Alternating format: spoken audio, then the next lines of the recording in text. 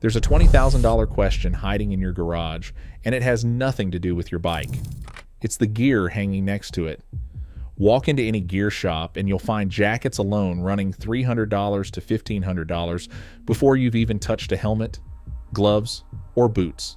And yet on any given summer day, you'll see riders doing 60 miles per hour down the highway in a t-shirt and shorts, like the asphalt has ever once shown mercy to bare skin. Meanwhile, the average adventure jacket sold in America costs more than most people's first motorcycle, and most of those jackets will never see a single mile of dirt. So what's actually going on here? Because gear isn't just gear. It's a costume, it's armor, it's a confession.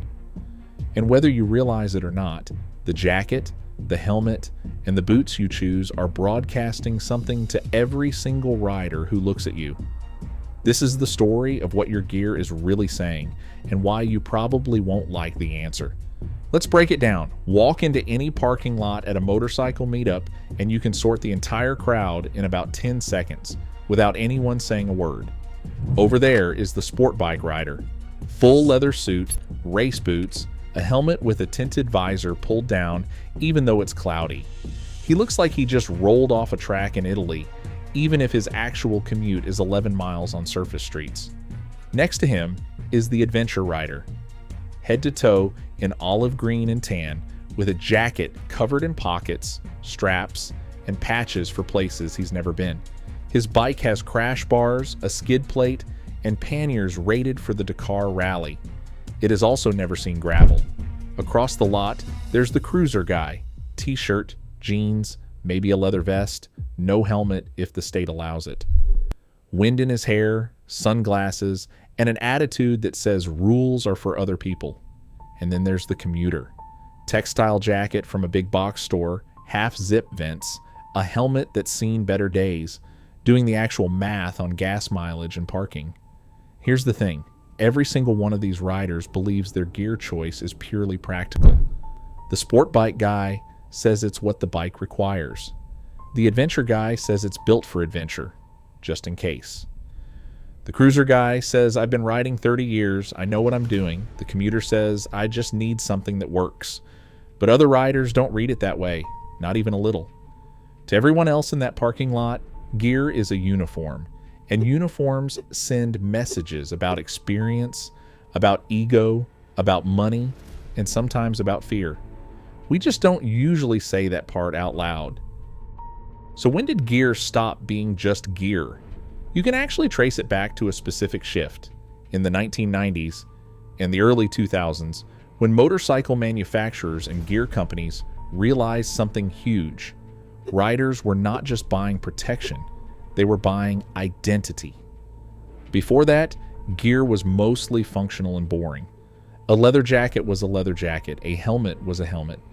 Then companies like BMW, KTM, and later brands like Klim and Revit started marketing expedition-style jackets, jackets that looked like they belonged on a Paris-Dakar rally team, even when they were sold to a guy commuting to an office job in Ohio. At the same time, something uncomfortable kept showing up in conversations with instructors and crash survivors. The riders who wore the most aggressive-looking gear, full leathers, race replicas, tactical-style jackets, were not necessarily the most experienced. Often, it was the opposite. Newer riders gravitated toward gear that looked like it belonged to a professional, as if wearing it would make them one. Here is seed number 1. Gear can be armor, used by someone who has actually been hurt and knows exactly why they need it. Here is seed number 2. Gear can be a costume, worn by someone trying to convince themselves and everyone else that they belong in a category they have not earned yet. And here is seed number 3. Gear can be camouflage, a way of blending into a tribe so nobody asks too many questions. Keep those 3 in your head, because almost every rider you will ever meet falls into one of them. Let's start with the most common one, full ATG ATT. All the gear, all the time. Armored jacket, armored pants, full face helmet, boots, gloves, every single ride, every single time, no exceptions. On the surface, this looks like the responsible choice, and often it is. But here it gets interesting. ATG ATT riders tend to fall into two very different camps, and you can usually tell which one just by watching how they put the gear on. Camp 1 is the newer rider, someone who just got their license, read every safety forum on the internet, and is terrified of what could go wrong. Their gear is brand new, tags barely off, every strap adjusted perfectly because they watched a YouTube video on how to do it. This is gear as anxiety management. It says, I know I am inexperienced, and I am compensating with armor. Camp 2 is the veteran.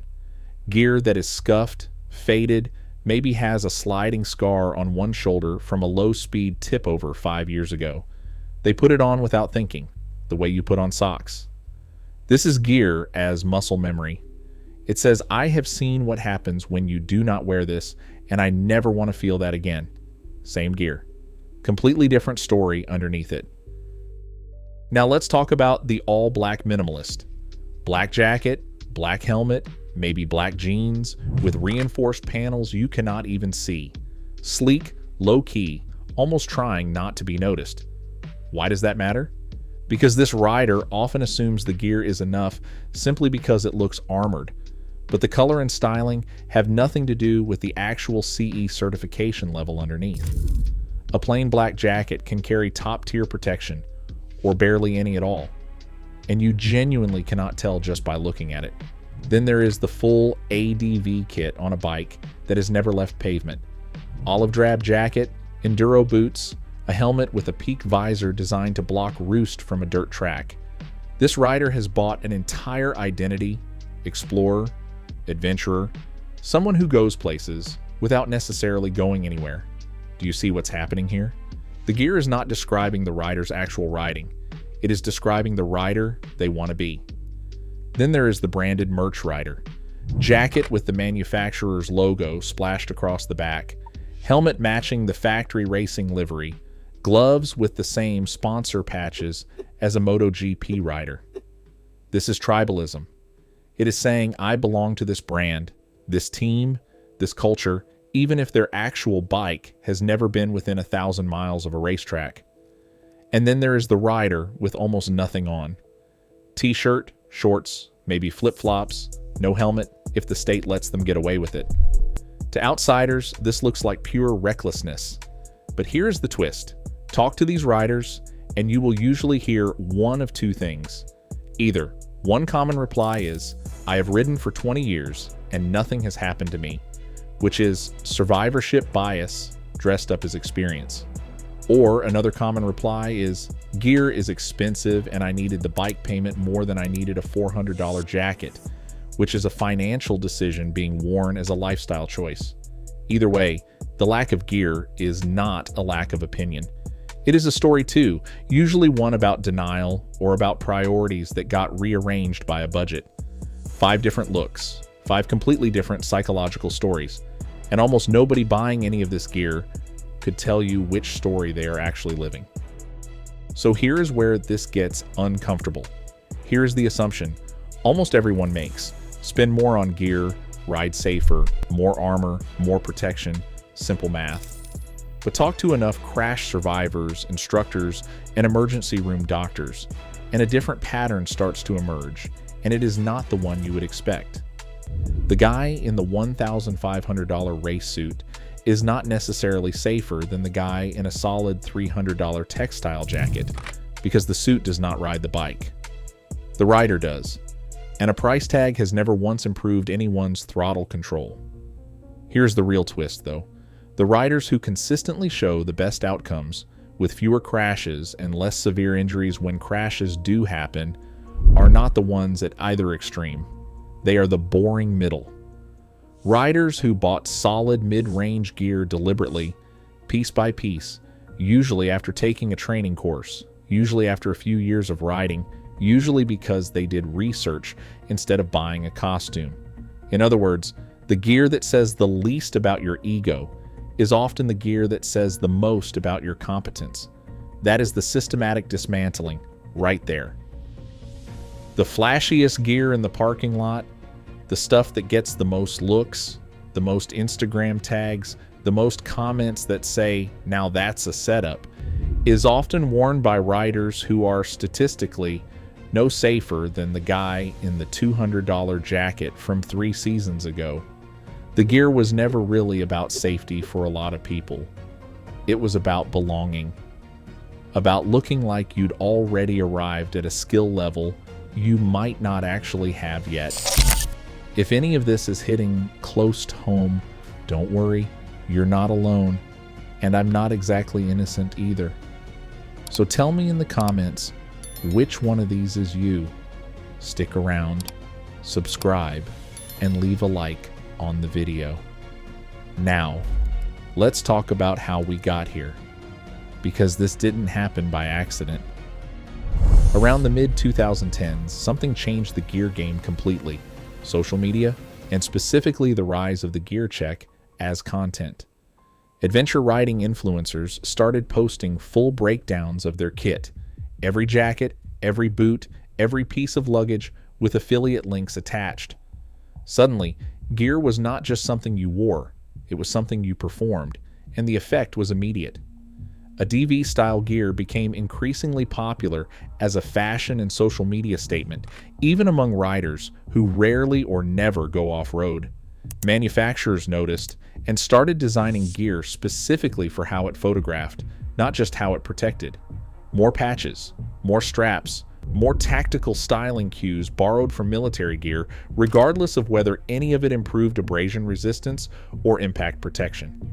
Here's where it gets brutal. While gear was getting more expensive and more elaborate, training largely was not keeping pace. Riders were investing hundreds, sometimes thousands of dollars into looking like an expert before they had ever taken a single advanced riding course. The gear became a substitute for the skill, not a supplement to it. The casualties of this shift were not just financial.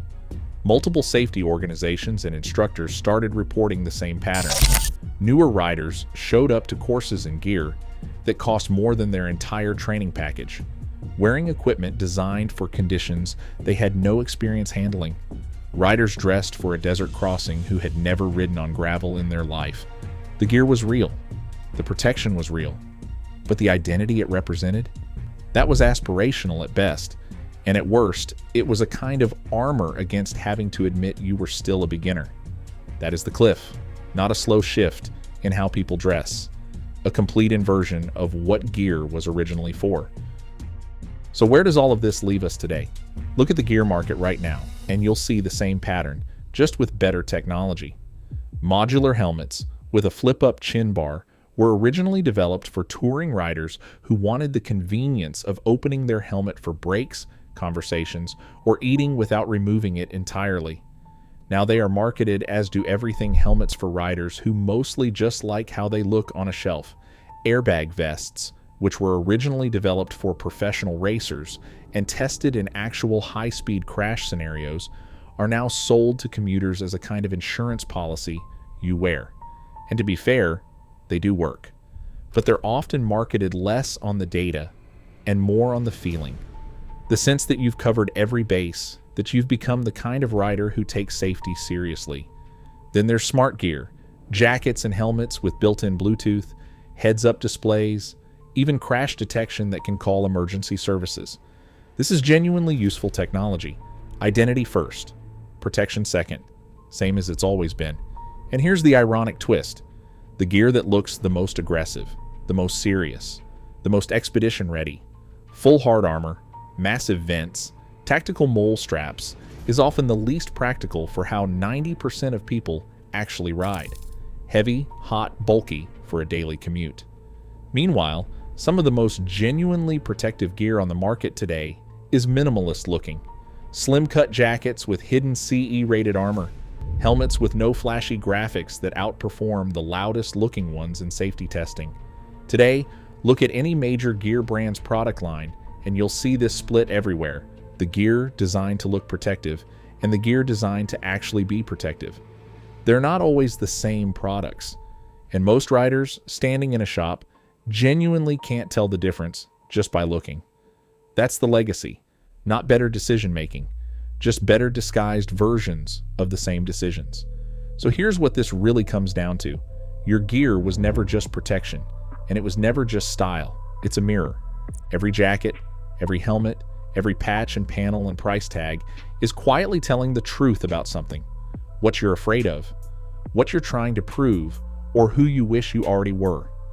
The new rider buying full A TGATT isn't just being safe. They're managing fear. The veteran with the scuffed jacket isn't just being practical. They're carrying a memory. And the guy with no helmet at all isn't just being reckless.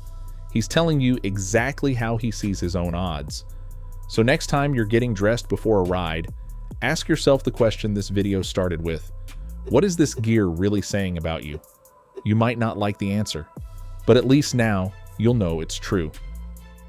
So that's what your gear's been saying about you. Next week, back inside the bike to the stuff quietly wearing out before you notice. Subscribe if you don't want to miss it. See you in the next one.